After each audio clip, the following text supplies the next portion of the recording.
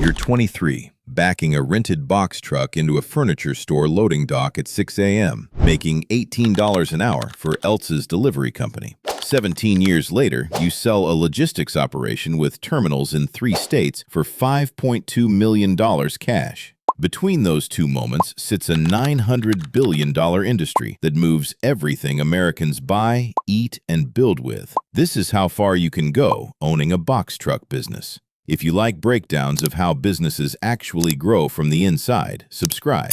New video every week. No truck. $18 an hour. Somebody else's load. The dispatcher is a man named Greg. 12 drops, 43 pieces, 2 flights of stairs on stop 7 because the elevator is broken. The customer on stop 9 isn't home.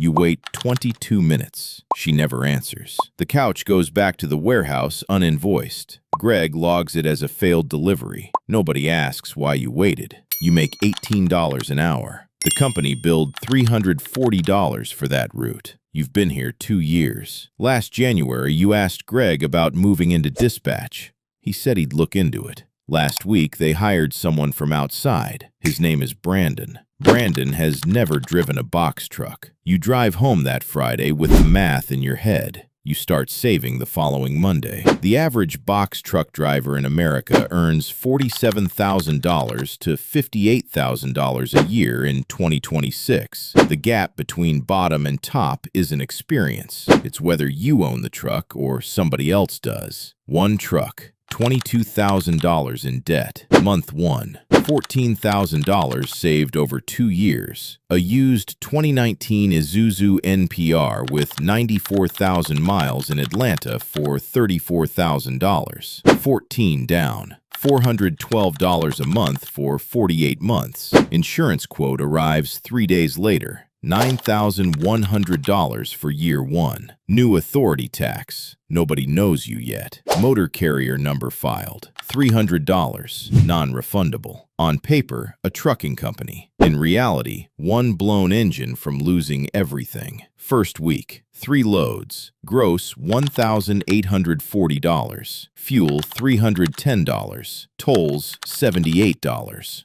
The math is thinner than it looked. Load boards are a trap for new authority. Brokers see a 90-day-old MC number and offer bottom-of-market rates. You leave business cards at warehouses. You walk into a mattress chain and ask for the store manager. His name is Kevin. He uses a regional carrier. You ask for his card. You follow up every Tuesday for 6 weeks. On the 7th Tuesday, the regional carrier misses a delivery. A sofa sits in a customer's parking lot for 4 hours in July heat. Kevin calls at 2 p.m. You are there by 3:15. One contract. Consistent. You build the week around Kevin. First year net. $41,200. Less than you made driving for Greg, but the truck is yours. The ceiling is yours. 2 trucks. $78,000 net. Year 3. Second truck. Same Atlanta dealer. $38,000. First driver. A woman named Diane. 7 years driving for a regional carrier. Knows every loading dock between Atlanta and Birmingham. You write her first paycheck by hand at the kitchen table. You justify payroll software the following week. Dedicated contract with a regional appliance distributor. $3,200 a week. Fixed route. Fixed rate. No load board. No broker cutting 15%. No waiting.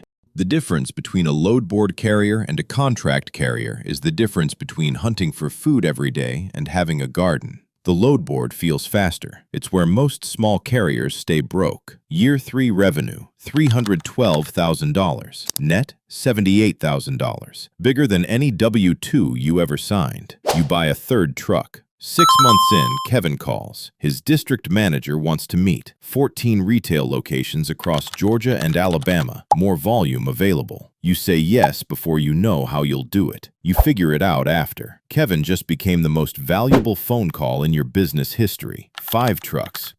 $210,000 take home. Year 6. A dispatcher named Marcus. 11 years running phones at a freight brokerage until private equity bought the company and replaced the operations team with offshore contractors. 3 months of silence. A broker contact gave him your number. You hired him that week. Marcus knows every shipper, every lane, every contract renewal cycle in the Southeast. $64,000 a year. Best money the business spends. Revenue, $940,000. Net, $210,000. You add a reefer unit. Refrigerated freight pays 20 to 35% more than dry van. Grocery chains don't switch refrigerated carriers easily. Compliance, temperature logs, food safety certs. Once you're in, you're in. Marcus finds $9,800 in unbilled fuel surcharges from last quarter. Gone the same week he finds it. Then Kevin calls again. The district manager from 3 years ago is now VP of supply chain for 41 stores across 6 states. He remembers you showed up same day in July heat when the other carrier left a sofa in a parking lot. He wants to know if you can handle regional volume. You can't. Not yet. You tell him 90 days. You spend those 90 days buying 2 trucks and opening a second terminal. Diane runs it. 4 years in, she knows the operation better than anyone. You give her terminal manager and a $12,000 raise. She runs Charlotte like she built it herself. 9 trucks. Year 8. One of your largest clients, a home goods retailer doing $180,000 a year through your trucks, files Chapter 11 on a Tuesday morning in October. 63 days of unpaid invoices. $118,400 frozen in federal bankruptcy proceedings. Unsecured creditors in retail bankruptcies recover 8 to 14 cents on the dollar. 8 to 14 cents. You sit in the Atlanta terminal parking lot for 31 minutes after the call. Trucks running. Diane in Charlotte. Marcus on the phone. The business is operating. It just lost $100,000 and only you know it. You walk inside. You tell Marcus. You go through receivables together. 4 clients running 45 to 60 days past due. Collectible by Friday with direct calls. You spend Thursday morning on the phone personally. A produce distributor out of Savannah needs refrigerated capacity starting Monday. The rate is lower than what you lost. You take it. Volume covers fixed costs. Fixed costs are what kill carriers when lanes go dark. You don't lay off a single driver. You don't miss a single payroll. 4 months to stabilize. The bankruptcy court sends a check 14 months later. $13,608. 11 cents on the dollar. You frame it. 14 trucks. $580,000 EBITDA. Year 11. 26 employees. Atlanta, Charlotte, Nashville. In year 9, you ordered 4 trucks in 6 weeks. More equipment than the previous 8 years combined. The week you signed for the 4th one, your hands were steady. That was when you knew the fear had stopped running the decisions. Revenue, $3.4 million.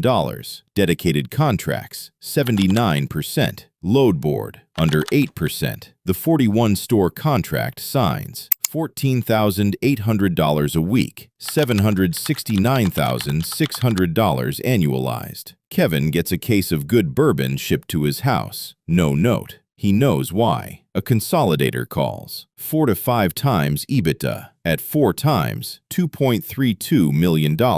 You listen. You fold the number in half. You don't sell. You buy a retiring operator in Knoxville instead. $240,000. 6 months later, $290,000 in revenue. Pays for itself before year end. 24 trucks. $5.2 million exit. Year 17. 41 employees. 3 terminals, the 41-store contract, and a pharmaceutical distribution deal in year 14 that Marcus sourced from a broker relationship he'd kept alive for 9 years through 2 companies and 1 stretch of unemployment. The day it signed, he walked into your office, put the paperwork on your desk, said nothing. You looked at the numbers. You shook his hand. EBITDA, $1.1 million. Revenue, $4.6 million.